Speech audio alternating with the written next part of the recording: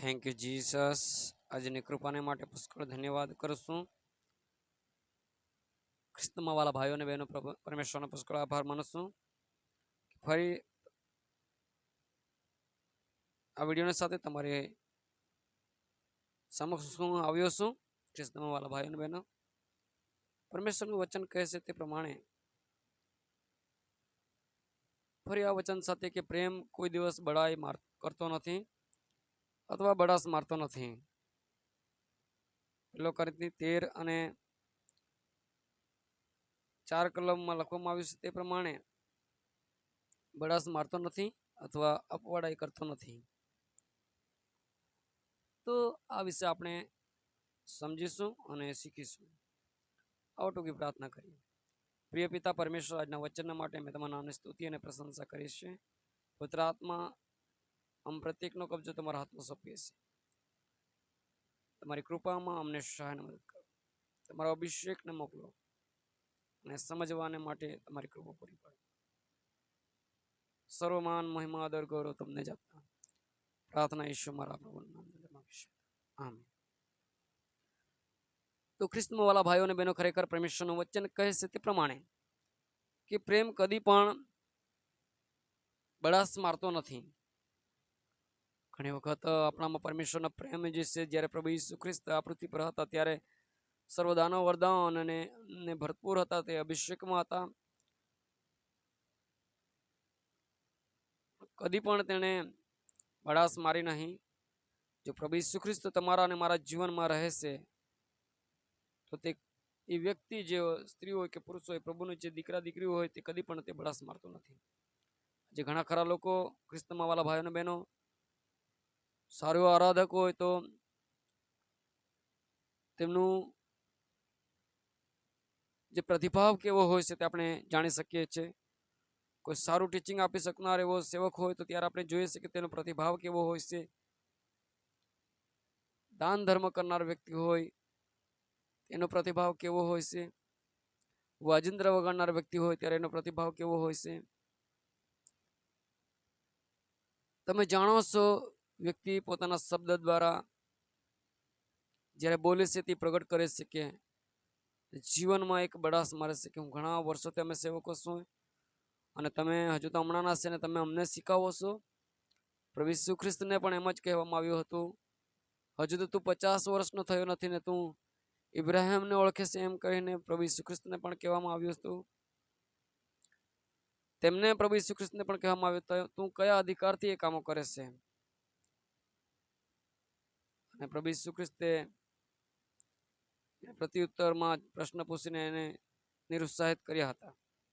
ખ્રિસ્તમાં વાલા ભાઈઓ અને બહેનો, ખરેખર આપણે પરમેશ્વરનો જો પ્રેમ આપણામાં જીવનમાં હોય, તેની કૃપામાં આપણે બધું બાબતો, દરેક બાબતો જે દાનો વરદાનોની અંદર આપણે કામ કરતા હોય, આપણે કદી પણ ફુલાસ મારવી જોઈએ નહીં, કદી પણ ઘમંડ કરવો જોઈએ નહીં, કદી પણ બડાસ મારવી જોઈએ નહીં. ખ્રિસ્તમાં વાલા ભાઈઓ અને બહેનો, સુંદર પરમેશ્વરનું વચન કહે છે તે પ્રમાણે આપણા જીવનમાં ઘણા વચનો આપણે શીખ્યા છે ને જાણ્યા છે ને સમજ્યા છે. ફિલિપી મનની અંદર પરમેશ્વરનું સુંદર વચન કહેવામાં આવ્યું છે. પાઉલ પ્રેરિત કહે છે, જે મને સામર્થ્ય આપે છે તેમની સહાયથી હું બધું કરી શકું છું. અને પરમેશ્વરે એના મુખ દ્વારા પ્રથમ શબ્દને જન્મ આપ્યો કે હું જે કંઈ કરું છું, ચાહે તે આરાધના કરતો હોય, ચાહે તે પ્રાર્થના કરતો હોય, ચાહે સાજાપણ આપતો હોય, સારું ટીચિંગ આપતો હોય, જે કંઈ પરમેશ્વરના વચનથી કે કાર્યથી જે કંઈ કરતો હોય, તેમાં પ્રથમ સ્થાને તેણે પરમેશ્વરને મૂક્યા. તો શું આપણા જીવનમાં જે કંઈ આપણે કરીએ તેમાં આપણે જો પરમેશ્વરનો પ્રેમ આપણામાં છે, જો પરમેશ્વરનો પ્રેમ આપણામાં છે એવું આપણને ખબર છે, તો આપણે કદી પણ બડાસ મારીએ નહીં, કદી પણ બડાસ મારવી જોઈએ નહીં. કેમ કે પાઉલ પોતે પણ કહે છે, ફિલિપી તેમના 4 અને 13 અંદર કહે છે, જે મને સામર્થ્ય આપે છે તેમની સહાયથી હું બધું કરી શકું છું. તો વાલાઓ, આપણે જીવનમાં પણ આપણે માફી આપીએ,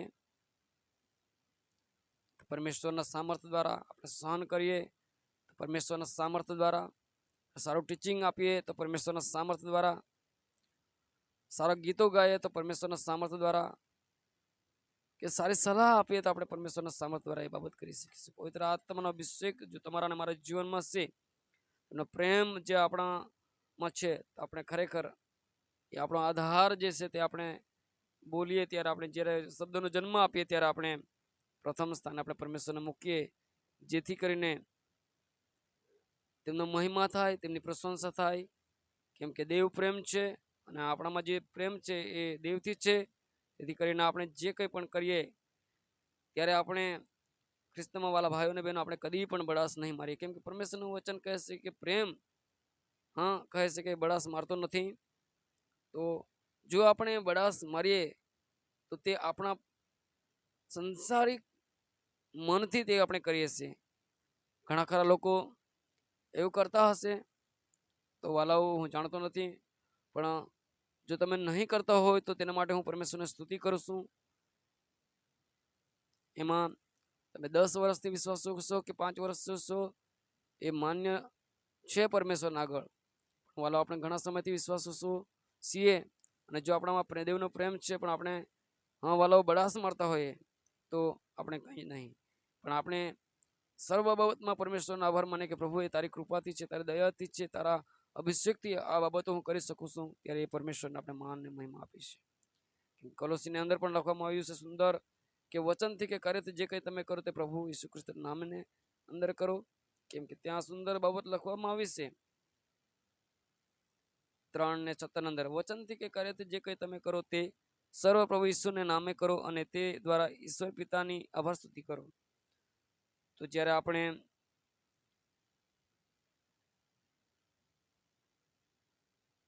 પરમેશ્વરના દાનો વરદાનો આપણે ઉપયોગ કરીએ ત્યારે આપણે મનની અંદર કદી પણ ઘમંડ આવવો જોઈએ નહીં, કદી પણ બળાશ મારવો જોઈએ નહીં. કેટલા લોકો એવા હોય છે, ટીચિંગ આપે ત્યારે પણ, આરાધના કરે ત્યારે પણ, દાન ધર્મ કરે ત્યારે પણ એ પોતાના જીવનમાં ઘણા ખરા લોકો બળાશ મારતા હોય. પણ વાલા આપણા જે દેન છે પરમેશ્વર, જે દેન આપણા પર છે, જે પરમેશ્વરની કૃપામાં આપણે બધું કરી શકીએ છીએ, ત્યારે વાલા આપણે કદી પણ બળાશ મારીએ નહીં, પણ વિશેષ પરમેશ્વરને સ્થાન આપીએ, વિશેષ પરમેશ્વરનો જે જયકાર કરીએ. જ્યારે આપણે બળાશ મારીએ ત્યારે પરમેશ્વરનો મહિમા થતો નથી, આપણે પોતાની જાત પર આપણે ઘમંડ કરીએ છીએ. પણ વાલાઓ ખરેખર પરમેશ્વરનું વચન કહે છે કે આપણું શરીર એ દેવના આત્માનું મંદિર છે, અને વાલાઓ જ્યારે આપણા શરીરરૂપી મંદિર દ્વારા આપણે પરમેશ્વરનો મહિમા કરીએ છીએ, ત્યારે વાલાઓ આપણે ગમે એટલા ધનવંત વ્યક્તિઓ હોઈએ યા સારી ડિગ્રી પામેલા વ્યક્તિ હોઈએ, પણ મારા જીવનમાં હું એક જ બાબત છે, હું કોઈ પણ બાબતે ઝાડુ મારવાનું હોય કે જે કંઈ કામ હોય તે હું કંઈ છું એવું નહીં, પણ એ મારા પરમેશ્વરનું ઘર છે. હું એક પરમેશ્વરનું એક પસંદ કરેલું પાત્ર છે, અને કોઈ પણ કામ હિચકિચાહટ વગર, મનની અંદર કોઈ પણ બાબત દુઃખી કે નિરાશ થયા વગર એ કામને હું કરું છું, ત્યારે મને ખૂબ જ આનંદ થાય છે.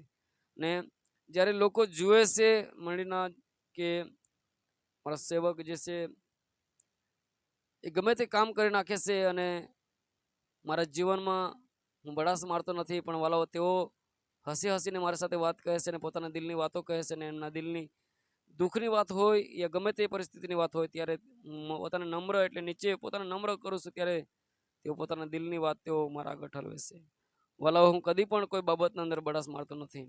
આજે પ્રાર્થના સારામાં સારી પ્રાર્થના કરું છું તે પરમેશ્વરની કૃપા છે, સારામાં સારું ગીત ગાઉં છું પરમેશ્વરનો આભાર માનું છું, સારામાં સારું કોઈ પણ કામ હું એવું નહીં કહેતો કે હું આ કરી શકતો નથી. કેમ કે પરમેશ્વરનું વચન કહે છે તે પ્રમાણે હું પરમેશ્વરના સામર્થ્ય દ્વારા એ બધી બાબતો કરી શકું છું. જ્યારે હું પરમેશ્વરનો આભાર માનું છું એ કૃપાને માટે કે જે પણ હું કરું છું એ પરમેશ્વરની કૃપા દ્વારા હું કરું છું, અને કદી પણ હું ઘમંડ કે અભિમાન કરતો નથી, ફૂલાઈ જતો નથી. પણ જ્યારે દરેક વ્યક્તિને હું કહું છું કે હું કરી શકું છું, આપ સર્વ એ બાબતો કરી શકો છો, ને તેમને પ્રોત્સાહન હિંમત આપું છું, ને કરવાના માટે હું એને ઉત્તેજન આપું છું, ને ખરેખર લોકો કરે છે. અને વાલાઓ આ વચનથી આ વચન થકી હું મારા જીવનમાં ઘણો આશીષિત થયો છું. કેમ કે પ્રેમ કદી પણ બળાશ મારતો નથી. મારા પરિવારમાં, મારા ઘરે પણ કદી પણ નાનું કામ હોય કે મોટું કામ હોય, મારી પદવીને કે મારું જે સ્થાન પરમેશ્વરે મને આપેલું છે તેમાં કદી પણ ઘમંડ કરતો નથી, પણ પોતાની નમાવીને ઘરનું દરેક કામમાં હું સહાય મદદ કરું છું. અને પરિવારને મેન્ટેનન્સ કરું છું, રાખું છું અને પોતાના પરિવારમાં પણ હું સાક્ષી બનું છું અને ચર્ચના અંદર પણ અને સમાજના અંદર પણ હું સાક્ષી બનું છું. વાલાઓ, મારા જીવનમાં જે કંઈ પરમેશ્વરે ગિફ્ટ આપ્યું છે અને દેવનો પ્રેમ છે, ત્યારે હું કદી પણ બળાસ મારતો નથી, કદી પણ હું ઘમંડ કરતો નથી. કેમ કે પરમેશ્વરની કૃપામાં મળ્યું છે, ત્યારે હું પરમેશ્વરનો આભાર જ માનું છું. વચન થકી આપણે જીવનમાં જો આપણે પરમેશ્વરનો પ્રેમ આપણામાં છે, આપણે સારી પદવીઓ પર આપણે છે અને એ પરમેશ્વરની દેન છે, એ પરમેશ્વરની કૃપા છે, એ અનુગ્રહ છે, ત્યારે વાલાઓ બળાસ માર્યા વગર આપણે દરેક કાર્યને આપણે લઈ જઈએ, પોતાના નીચે નમાવીએ, કે જેથી કરીને નવા વિશ્વાસો છે કઈ પણ પરિસ્થિતિમાં છે તેઓ પોતાની દિલની વાત તેઓ કરી શકે અને વાલાઓ પૂરી રીતે આપણે તેમને સમજી શકીએ. પ્રભુ ઈસુ ખ્રિસ્ત જો એને જીવનમાં ઘણા ખરા ચમત્કારો કર્યા, પણ એને કદી પણ ઘમંડ એ બળાસ મારી નહીં. અને આ જગતમાં જે લોકોને તેઓ તુચ્છ ગણતા હતા, એવા લોકોની પાસે પણ, જેમ કે સમરૂની બાઈ છે, તેમની સાથે પણ તેણે વ્યવહાર કર્યો. ઝાંખી દાણી છે, એમની સાથે પણ વ્યવહાર કર્યો. ને ઘણા ખરા કોડિયા ને અંધ લોકો સાથે તેમણે વ્યવહાર કર્યો. આપણા જીવનમાં વાલાઓ પ્રભુ ઈસુ ખ્રિસ્તે નમૂનો આપ્યો છે અને એ નમૂના દ્વારા વાલાઓ આપણે જીવીએ તો પરમેશ્વરને મહિમા છે મળે છે. ખ્રિસ્તમાં વાલા ભાઈનો બહેનો, ખરેખર પ્રભુ ઈસુ ખ્રિસ્ત આ પૃથ્વીમાં પર આવ્યા ત્યારે ફિલિપીમાં લખ્યું તે પ્રમાણે તેણે કદી પોતાને દેવ સમાન ધરી રાખ્યો નહીં, પણ પોતાને નીચે નમાવ્યો અને વાલાઓ મનુષ્યનું રૂપ ધરીને, દાસનું રૂપ ધરીને વાલાઓ તેમને સેવા કરી. જે ગિફ્ટ મંડળીની ઉન્નતિ માટે આપણને મળ્યા છે, જે દેવનો પ્રેમ આપણામાં છે, ત્યારે આપણે કદી પણ બળાસ નહીં કરીએ, કે જેથી કરીને વાલાઓ પરમેશ્વરને મહિમા મળે. વચન થકી સાંભળનાર દરેક આશીષ પામ્યા હશો એવું હું વિશ્વાસ કરું છું. દિન પ્રતિદિન તમે મારા વિડીયોને તમે જુઓ અને નવા નવા ટોપિક સાથે હું ફરી આવીશ. અને જો તમે ક્રિશ્ચન પરિવારમાંથી જ છો તો વાલા હું વિનંતી કરું છું, આપણે પરમેશ્વરનો પ્રેમ આપણામાં છે, આપણે કદી પણ બળાસ નહીં મારીએ. આ વચનથી પ્રભુ તમને આશીષિત કરે. વચેલા વચન પર પ્રભુ આશીષ આપે. પ્રાર્થના ઈશ્વર મારા પ્રભુના નામની અંદર. આમેન.